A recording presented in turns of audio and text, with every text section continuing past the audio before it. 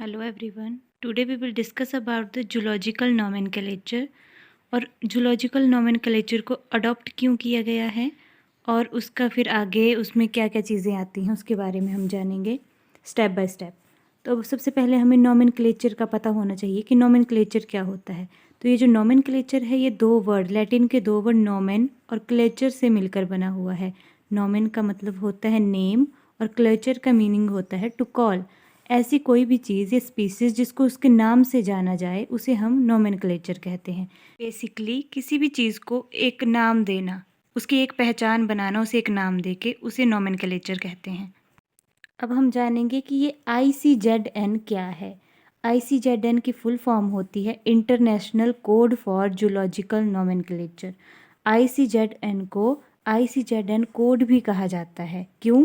क्योंकि इसको जो पब्लिश किया है वो किया है international commission on zoological nomenclature. तो जब इन्होंने इसको पब्लिश किया है तो इनके नाम पे इसका नाम international code for zoological nomenclature पड़ा है। ICZN को अडॉप्ट क्यों किया गया है, इसकी ज़रूरत हमें क्यों पड़ी? तो इसमें लिखा गया है कि 19th सेंचुरी के एंड तक क्या हुआ कि मतलब आपस में कोई भी सेटलमेंट नहीं हो पा रही थी, किस स्पीसीज़ को क्या नाम देना है, उसके कोई रूल्स नहीं बन पा रहे थे, हर चीज़ कॉम्प्लिकेटेड होती जा रही थी। तो इसके लिए उनको एक ज़रूरत पड़ी, एक ये ज़रूरी स्टेप था कि ताकि एक कोड बनाया जाए जूलॉजिकल नोमेनक्लेचर का, जिसमें कुछ रूल्स हों जिसके अकॉर्डिंग हम किसी भी स्पीसीज़ को उसका नाम दे सके। क्या हुआ कि 11 जनवरी 1961 में एक ड्राफ्ट तैयार किया ताकि ये सारी प्रॉब्लम सॉल्व हो सके और एक कोड, एक रूल और रेगुलेशन बन सके किसी भी स्पीसीज़ को नेमिंग करने के लिए, उसके नोमेनक्लेचर के लिए। तो 1961 में एक ड्राफ्ट बन गया, फिर वो international Congress of zoological nomenclature को सबमिट कर दिया गया। फिर वो आगे उस पर कार्रवाई करेंगे। फिर उसके बाद उसे जो कमीशन है international commission for zoological nomenclature, उसका अप्रूवल चाहिए होता है।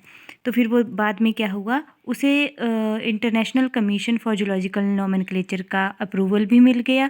फिर उसके लिए एक नाम सोचा गया, तो उन्होंने पब्लिशर के नाम पे उसका नाम international code for zoological nomenclature रख दिया। फिर ऐसे ही 1961 में international code for zoological nomenclature को अडॉप्ट किया गया।